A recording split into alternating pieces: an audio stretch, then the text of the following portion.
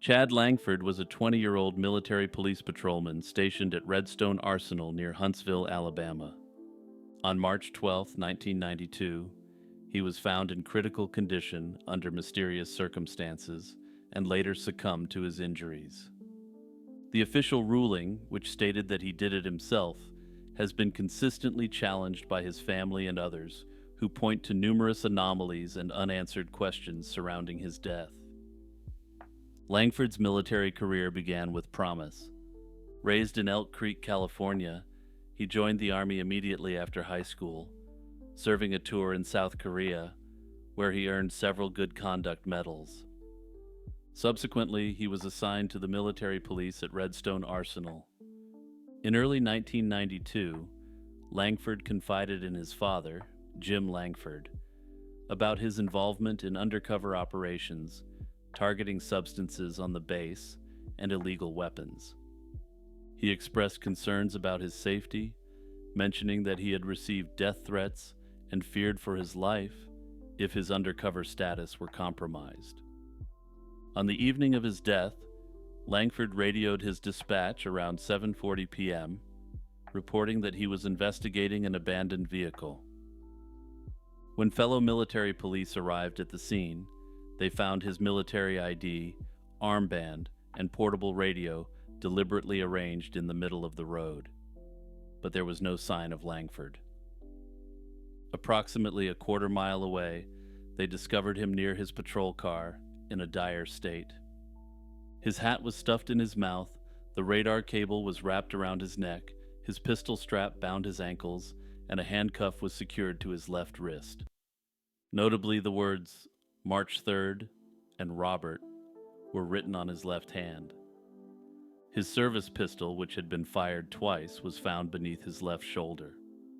Langford had sustained a gunshot wound to the head and was barely alive. He was rushed to Huntsville Hospital, where he died a few hours later. The Army's Criminal Investigation Division conducted a 4-month review and concluded that Langford's death was self-inflicted. Their report suggested that he had fabricated stories of undercover work and was experiencing psychological distress, possibly exacerbated by a recent breakup with his girlfriend. The CID's psychological autopsy portrayed Langford as having lifelong emotional issues and claimed that he staged an elaborate scenario to make his death appear as a heroic stand. They claimed that he had hoped to achieve in death the recognition he felt eluded him in life. Langford's family vehemently disputed this ruling. His father, Jim, found it implausible that his son would end himself, especially without reaching out to certain family members beforehand. He emphasized that Langford had not contacted him or his grandmother to say goodbye, which he believed his son would have done if contemplating this act. Additionally, Langford's ex-girlfriend, Roxanne, contested the CID's narrative, stating that their breakup was initiated by Langford due to his work commitments, not emotional distress. That said, Roxanne did report some potentially disturbing changes in Langford. She recalled seeing him days before his death, noting a dramatic change in his appearance, which she found mildly concerning at the time. Several aspects of the case have fueled suspicions of foul play and a potential cover-up. Laboratory tests didn't conclusively show that Langford had fired a weapon, and unidentified fingerprints were found on his belongings. The positioning of his body also raised questions about the plausibility of the official narrative. Further, on the night of Langford's death, military police stopped 2 vehicles near the scene. However, the drivers were neither identified nor questioned, a lapse that critics argue indicates a lack of thorough investigation. Also, Langford had informed his father about his involvement in undercover operations on the base. The CID denied any knowledge of such assignments, claiming this was all part of a plot to make himself look like a hero. This, of course, has led to speculation about either a cover-up or unauthorized operations. In 1993, amid growing concerns about the accuracy of self-deletion rulings in the military, Congress requested the Pentagon to review 40 cases, including Langford's. This initiative aimed to address potential misclassifications and ensure thorough investigations. The results of this investigation have never been made public, which again has fueled suspicion. The business plot was a conspiracy in 1933 that involved several prominent business figures. These individuals reportedly aimed to overthrow President Franklin D. Roosevelt and replace him with an authoritarian right-wing leader. Central to this plot was Major General Smedley Butler, a highly decorated Marine Corps officer. Butler was approached to lead the coup, but instead of participating, he exposed the conspiracy to Congress. The plot was largely fueled by discontent among elite business circles with Roosevelt's New Deal policies, which they saw as socialist and a threat to capitalism. Butler testified that the conspirators, including Gerald C. McGuire, a Wall Street bond salesman, and several others, planned to create a super organization that could rival the U.S. government. Butler stated that they promised him control over a 500,000-strong army of veterans to march on Washington, D.C., and install him as the leader. This army would then take over and force Roosevelt into a figurehead position, with the real power lying with a proposed new Secretary of General Affairs. The main figures linked to the plot were connected to Wall Street firms, and it was claimed that substantial financial backing would be available for this coup. However, direct evidence connecting some financiers was not fully corroborated during congressional hearings. Gerald McGuire, the man who initially approached Butler, had allegedly spent time in Europe studying authoritarian movements and returned to the U.S. with ideas about replicating these regimes. Butler's claims were investigated by the McCormick-Dickstein Committee, a precursor to the House Un-American Activities Committee. And yeah, I can see why a rebrand was in order there. No further comment necessary. His testimony received significant attention, but the committee found insufficient evidence to indict any of the supposed key players in the plot. McGuire denied the charges, and others whom Butler implicated were never formally called to testify. The committee acknowledged that discussions had taken place regarding the establishment of a fascist organization, but it stopped short of concluding that there was a legitimate, immediate threat. Despite the lack of concrete legal action, Butler's testimony was highly influential in publicizing concerns about the rise of extremist sentiments in certain business sectors. After the business plot was exposed, some theorists speculate that its backers sought subtler, legal ways to achieve similar goals.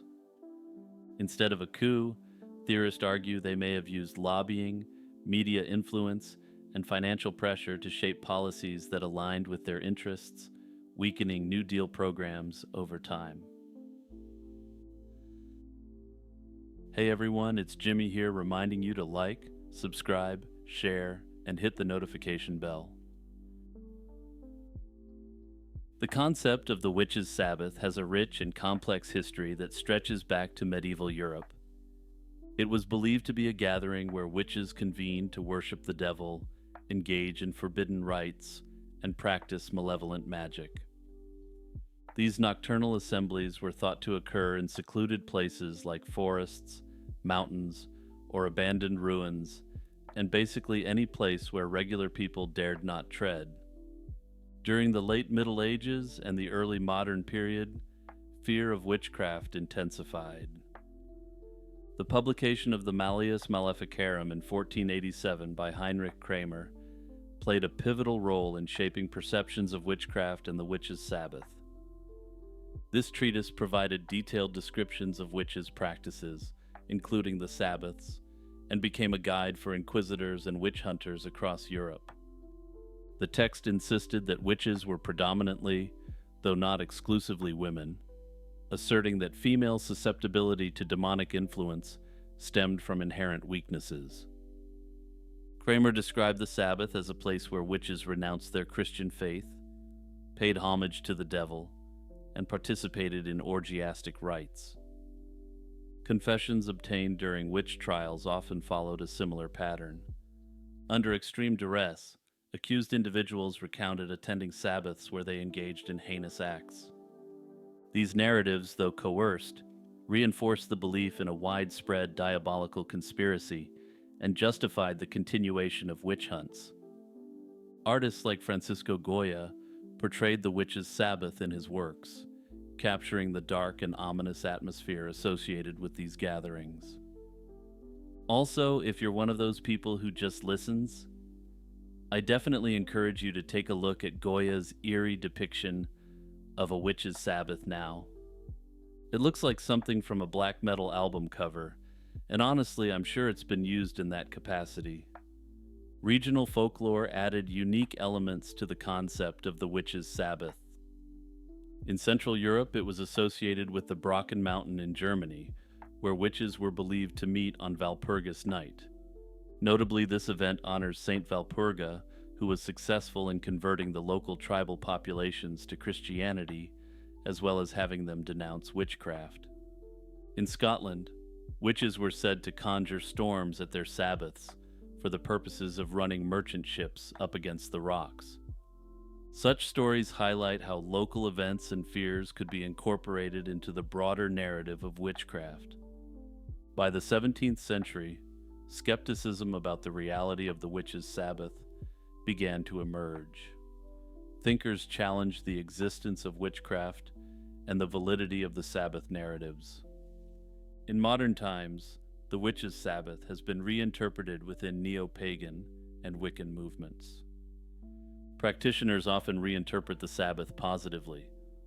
These gatherings celebrate nature, spirituality, and communal bonds rather than malevolent and evil events.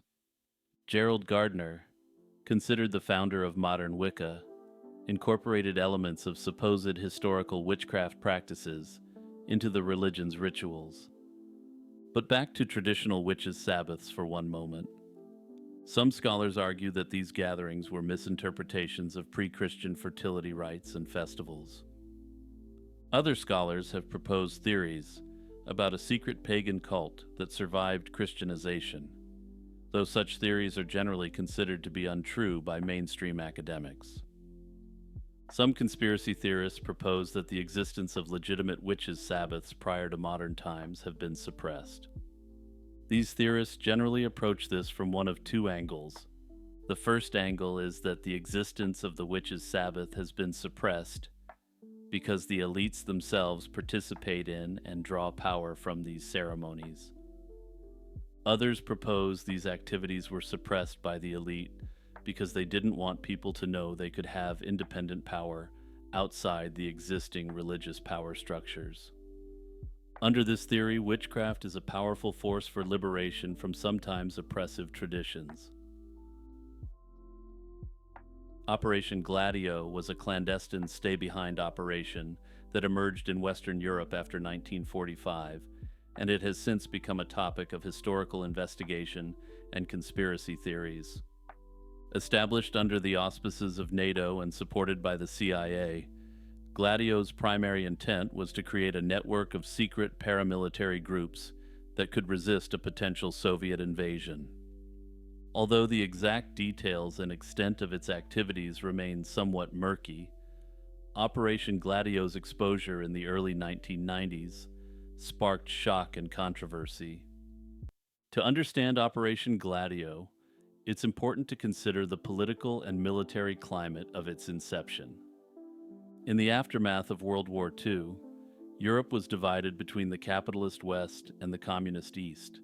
As Churchill stated, an iron curtain had descended across the continent.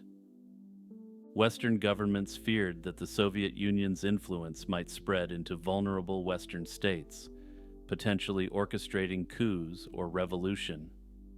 In response, NATO, with significant involvement from US and British intelligence agencies, sought to establish stay-behind networks of trained operatives.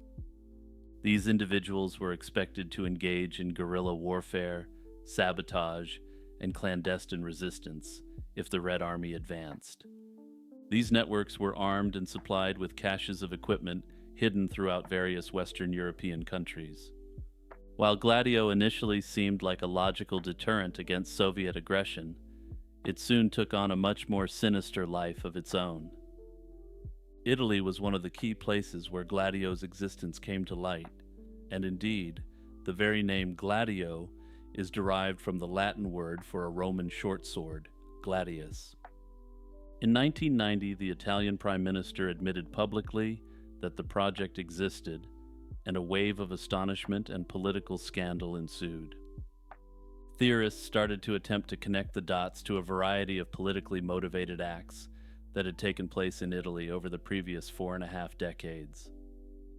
His revelation confirmed that Italy had hosted a network of secret operatives linked to NATO's anti-communist strategy.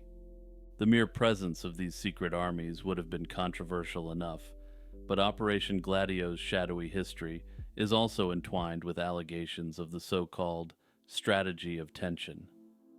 The strategy of tension refers to the alleged use of covert violence and fear to sway public opinion, provoke backlash against particular political groups, and justify repressive state actions. Among the most disturbing claims are that Gladio operatives or their affiliates may have been connected to false flag attacks, such as bombings intended to be blamed on left-wing extremists. Italian investigators and a handful of journalists have long raised the possibility that Gladio-linked individuals played a role in attacks on European soil during the Cold War era. While conclusive evidence remains elusive, the persistence of these allegations has fueled conspiracy theories and stoked significant public mistrust. The years of lead in Italy, running from the late 1960s to the late 80s, was a period of incredible violence from political extremists on both sides. Many conspiracy theorists speculate that the left-wing extremists were funded by the Soviet Union, while the right-wing extremists received support from NATO and the CIA via Gladio. One of the most infamous cases often cited in Gladio conspiracy narratives is the 1980 Bologna railway station bombing, which killed 85 people and injured over 200. Although official investigations mostly attributed the bombing to independent right-wing agitators, conspiracy theorists link this strike to Gladio. However, it's crucial to note that these claims are not universally accepted. Mainstream historians and independent scholars stress that definitive proof linking Gladio directly to such atrocities has never been conclusively demonstrated. Despite this, the very secrecy and lack of transparency around Operation Gladio have allowed these conspiracy theories to flourish. Without official archives fully opened and with many documents still classified, it's no surprise that speculation thrives. Some believe that NATO and the CIA were not merely preparing for a possible Soviet invasion, but were actively shaping European politics by clandestine means. Under this theory, CIA-backed thugs were used to safeguard conservative and centrist governments at the expense of left-wing parties. The true nature of the extent of Operation Gladio is unknown at present, and will almost certainly remain unknown until further records are declassified. Osiris, one of the most significant deities in ancient Egyptian mythology, holds an intriguing place in the pantheon. While there is little actual belief in Osiris today, if certain theorists are to be believed, the influence of Osiris can still be felt across the world today, but more on that in a moment. Revered as the god of the afterlife, fertility, and resurrection, Osiris's influence is deeply tied to Egyptian concepts of kingship, death, and the natural cycles of life. Osiris was the eldest son of the earth god Geb and the sky goddess Nut, born into a divine family that also included his siblings Isis, Set, and Nephthys. From the outset, Osiris was destined for greatness, marked by his ascension to the throne of Egypt, a position predestined by Ra himself. As king, he ruled with Isis, and was celebrated for civilizing the land, introducing agriculture and law. Osiris's association with the cultivation of wheat and barley, tied him symbolically to the fertility of the Nile, reinforcing his role as a life-giving deity. The central myth of Osiris, though, revolves around his tragic slaying and subsequent resurrection. His jealous brother Set, desiring Osiris's throne, plotted his demise. After being slain and chopped up by Set, Osiris was brought back to life by his wife Isis, who collected his parts and conducted a ritual to give him temporary life. During this period of resurrection, Osiris fathered Horus. This act symbolizes the cycle of death. Osiris's death paralleled the Nile's seasonal ebb and flow, where its flooding represented life and growth. Osiris's death was only the beginning of his journey. Osiris did not return to rule the living once more. Instead, he became the ruler of the underworld, overseeing the judgment of the dead. In this role, Osiris judged the souls of the dead in the Hall of Mot, where a person's heart was weighed against the feather of truth. If the heart was lighter, the soul was deemed virtuous and granted entry into the afterlife. If not, it was devoured by the monstrous Ammit. This portrayal of Osiris as a just and merciful judge became one of the most prominent aspects of his character in later Egyptian belief, with him taking this exact role over from Anubis. Unlike other gods of the dead, Osiris is a very positive and hopeful figure who was revered rather than feared. Notably, his connection to the Nile further strengthened his role as a symbol of regeneration. The river's seasonal flooding, which brought fertile silt to the farmlands, was likened to Osiris's own resurrection. In fact, annual festivals celebrated his death and rebirth, with rituals involving the planting of seeds, symbolizing Osiris's return from the dead. The myth of Osiris also played a significant role in shaping Egyptian kingship. Originally, pharaohs were associated with the sun god Ra in the Old Kingdom period. However, as Osiris became increasingly popular, they sought to align themselves with devotion to him. Pharaohs were seen as living embodiments of Horus, the son of Osiris, and upon their death, they would merge into Osiris and become one with him. Over time, Osiris's cult became the most widespread of all Egyptian gods. His primary worship center was in Abydos, where festivals were held in his honor, drawing large crowds who participated in rituals mimicking the myth of his death and resurrection. Pilgrims from all over Egypt would journey there, hoping to secure a closer association with Osiris in the afterlife. They did this either by having their bodies buried there or by commissioning stelae bearing their names.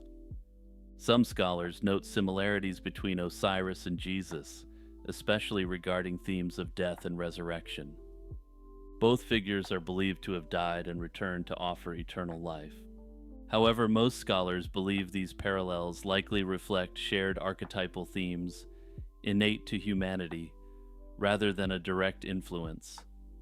Though the question remains open, scholars in favor of this position argue that early Christians might have drawn from these themes, particularly as Greco-Roman culture was exposed to Egyptian myths during the Hellenistic period.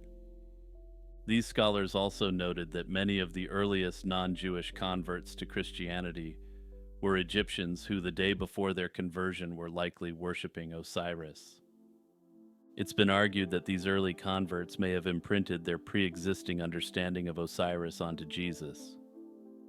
Personally, I find it difficult to believe the mystery will ever be solved, because the people who are most likely to investigate the connection likely have a vested interest in disproving it.